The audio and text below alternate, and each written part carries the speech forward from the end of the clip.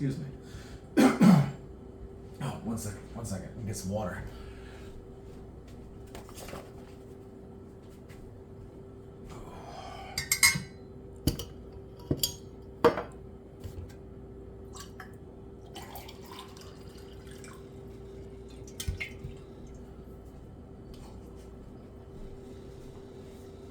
There we go, that's better.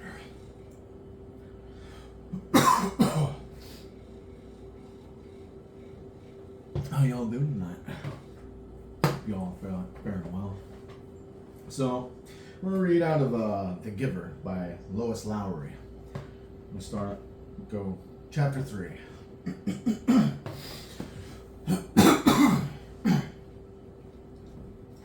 Oh, look, Lily squealed in delight. Isn't he cute? Look how tiny he is. And he has funny eyes like yours, Jonas. Jonas glared at her. He didn't like it that she had mentioned his eyes. He waited for his father to chastise Lily. The father was unstrapping the carrying basket from the back of his bicycle. Jonas walked over to look. It was the first thing Jonas noticed as he looked at the new child peering up curiously from the basket. The pale eyes. Almost every citizen in the community had dark eyes. His parents did, and Lily did, and so did all of his group members and friends. But there were a few exceptions. Jonas himself, and a female 5 who he had noticed had the different, lighter eyes. No one mentioned such things. It was not a rule, but was considered rude to call attention to things that were unsettling or different about individuals. Lily, he decided, would have to learn that soon, or she would be called in for chastisement because of her insensitive chatter. Father put his bike into his port. Then he picked up the basket and carried it into the house. Lily followed behind, but she glanced back over her shoulder at Jonas and teased, "Maybe he had the same birth mother as you." Jonas shrugged. He followed them inside, but he had been startled by the new child's eyes. Mirrors were rare in the community. They weren't forbidden, but there was no real need for them. And Jonas had simply never bothered to look at himself very often, even when he found himself in a location where a mirror existed. Now, seeing the new child and its expression, he was reminded that the light eyes were not only a rarity, but gave the one who had them a certain look. What was it? Depth? He decided. As if one were looking into the clear water of the river, down to the bottom, where things might lurk which hadn't been discovered yet. He felt self-conscious, realizing that he, too, had that look. He went to his desk, pretending not to be interested in the new child. On the other side of the room, Mother and Lily were bending over to watch his father unwrap its blanket. "What's his comfort object called, Lily?" Lily asked, picking up the stuffed creature, which had been placed beside the new child in his basket. Father glanced at it. "Hippo," he said. Lily giggled at the strange word. "Hippo," she repeated, and put the comfort object down again. She peered at the unwrapped new child, who waved his arms. "I think new children are so cute," Lily sighed. "I hope I get assigned to be a birth mother." "Lily," Mother spoke very sharply, "don't say that. There's very little honor in that assignment." "But I was talking to Natasha. You know, the 10 who lives around the corner?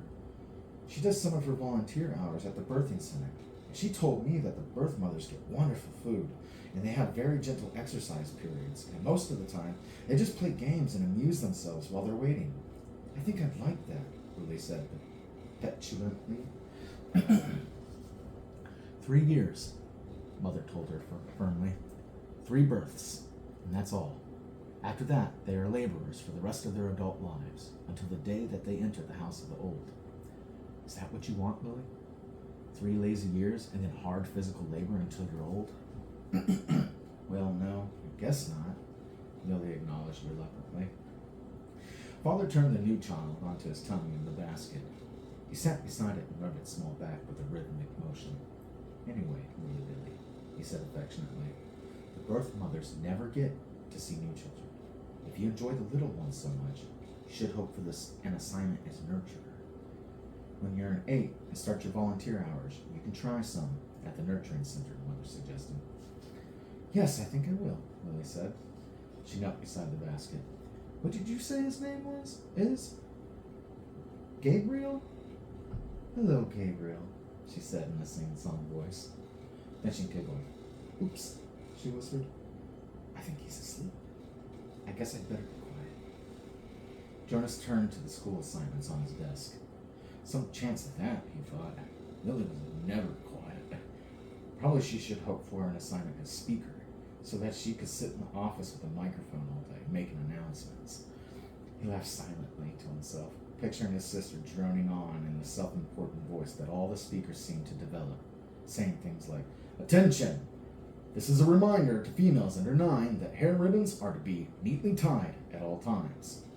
He turned toward Lily and noticed to his satisfaction that her ribbons were, as usual, undone and dangling. There would be an announcement like that quite soon, he felt certain, and it would be directed mainly at Lily, though her name, of course, would not be mentioned. Everyone would know. Everyone had known. He remembered with humiliation that the announcement. Attention! This is a reminder to male 11s that objects are not to be removed from the recreation area and that snacks are to be eaten, not hoarded. Had been specifically directed at him the last month that he had taken an apple home. No one had mentioned it, not even his parents. Because the public announcement had been sufficient to produce the appropriate remorse. He had, of course, disposed of the apple and made his apology to the recreation director the next morning before school. Jonas thought again about that incident. He was still bewildered by it. Not by the announcement or the necessary apology. Those were standard procedures, and he had deserved them. But by the incident itself.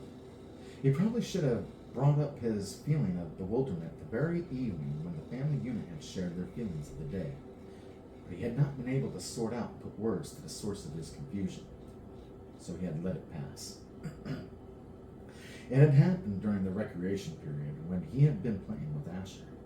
Jonas had casually picked up an apple from the basket where the snacks were kept and had thrown it to his friend. Asher had thrown it back, and they had begun a simple game of catch. There had been nothing special about it. It was an activity that he had performed countless times. Throw, catch. Throw, catch. It was effortless for Jonas, and even boring, though Asher enjoyed it. And playing catch was a required activity for Asher because it would improve his hand-eye coordination, which was not up to standards.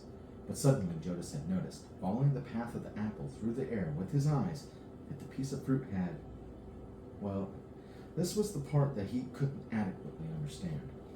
The apple had changed. Just for an instant. It had changed in mid-air, he remembered. Then it was in his hand, and he looked at it carefully, but it was the same apple. Unchanged. The same size and shape, a perfect sphere. The same nondescript shade, about the same shade as his own tunic. There was absolutely nothing remarkable about that apple. He had tossed it back and forth between his hands a few times, then thrown it again to Asher, and again, in the air, for an instant only, it had changed. It had happened 4 times. Jonas had blinked, looked around, and then tested his eyesight, squinting at the small print on the identification badge attached to his tunic. He read his name quite clearly. He could also see Asher at the other end of the throwing area, and he had had no problem catching the apple. Jonas had been completely mystified. Ash, he had called, does anything seem strange to you? About the apple? Yes, Asher called back, laughing. It jumps out of my hand onto the ground. Asher had just dropped it once again. So Jonas laughed too, and with his laughter tried to ignore his uneasy conviction that something had happened. But he had taken the apple home against the recreation area rules. That evening, before his parents and Lily arrived at the dwelling, he had held it in his hands and looked at it carefully. It was slightly bruised now because Asher had dropped it several times, but there was nothing at all unusual about the apple. He had held a magnifying glass to it. He had tossed it several times across the room, watching, and then rolled it around and around on his desktop, waiting for the thing to happen again. But it happened. The only thing that happened was the announcement later that evening over the speaker. The announcement that had singled him out without using his name and had caused both of his parents to glance meaningfully at his desk where the apple still lay. Now, sitting at his desk staring at his schoolwork, as his family hovered over the new child in his basket, he shook his head, trying to forget the odd incident. He forced himself to arrange his papers and try to study a little before the evening meal. The new child, Gabriel, stirred and whimpered. My father spoke softly to Lily, explaining the feeding procedure as he opened the container that held the formula and equipment. The evening proceeding as all evenings did in the family unit, in the dwelling, in the community. Quiet, reflective, a time for renewal and preparation for the day to come. It was different only in the addition to it of the new child with his pale, solemn, knowing eyes. Alright, that's chapter 3, guys. We'll do chapter 4 some other time. I don't know when. But, yeah, much love. Have a good night. And, catch you next time. Peace!